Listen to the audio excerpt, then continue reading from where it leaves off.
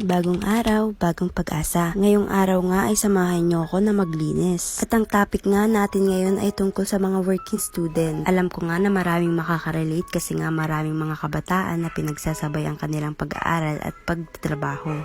Dahil nga isa din akong working student, kaya naman isi-share ko yung mga pinagdaanan ko sa buhay. Hindi madali pero kakayanin para sa pangarap. Alam mo, hindi madali ang maging working student.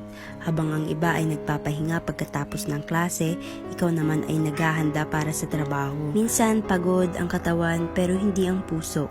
May mga gabing puyat ka sa pag-aaral at may mga umagang kailangan mong ngumiti kahit mabigat ang damdamin. Hindi ka lang nagtatrabaho para sa pera, nag-aaral ka pa para sa pangarap at nagsisikap ka para sa pamilya. Oo, nakakapagod pero isipin mo lang habang nag-aaral ka, nakakatulong ka na rin. Bawat hakbang, bawat pagsisikap ay hakbang palapit sa pangarap mo. Kapag nakikita ko ang ibang kabataan na nakakapag-aral ng walang ibang iniisip kundi ang kanilang mga module at proyekto, hindi ko maiwasang sabihin na napakaswerte nila. Sila ay maswerte dahil mayroon silang pagkakataong ibigay ang lahat ng pansin sa kanilang pag-aaral. Isang biyayang hindi lahat ay natatamasa. Ngunit hindi ito nangangahulugang hindi sila nagsisikap.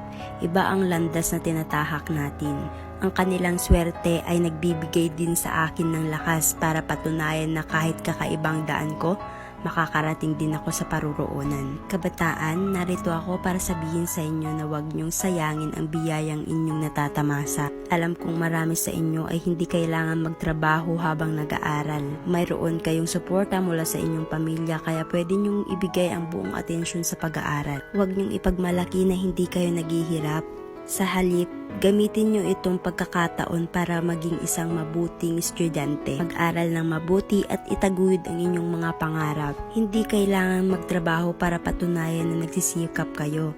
Ang pag-aalaga sa inyong edukasyon, pagiging mabait sa kapwa at pagpapahalaga sa mga sakripisyo ng inyong mga magulang ay sapat ng patunay na inyong pagiging responsable. Minsan baka ninyong makita ang ibang kabataan na naghihirap habang nag-aaral ay isipin ninyong mas mabuti pa ang inyong sitwasyon. Tama iyon, ngunit hindi dapat iyon maging dahilan para tumingin pababa sa kanila. Sa halip ay suportahan ninyo sila kung kaya ninyo.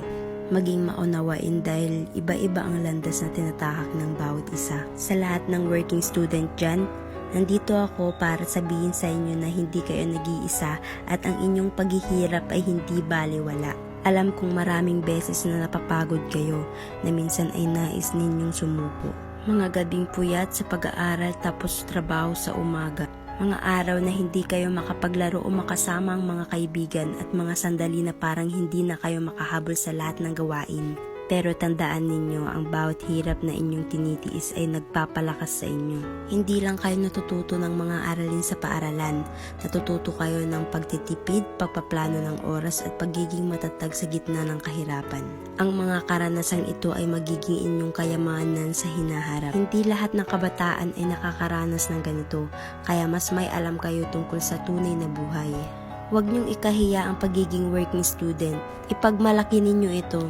Ito ay patunay na handa kayong gumawa ng paraan para maabot ang inyong mga pangarap. Minsan, maaaring makarinig kayo ng mga salitang hindi maganda o makakaramdam kayo ng pagkakaiba, pero wag ninyong payagan na maaapektuhan kayo ng mga ito. Ang inyong pagtsatsaga ngayon ay magbubunga ng magandang kinabukasan. Kapag nakamit ninyo ang inyong mga pangarap, mas makakapagpasalamat kayo dahil alam nyo kung paano ito pinaghirapan. Kaya laban lang.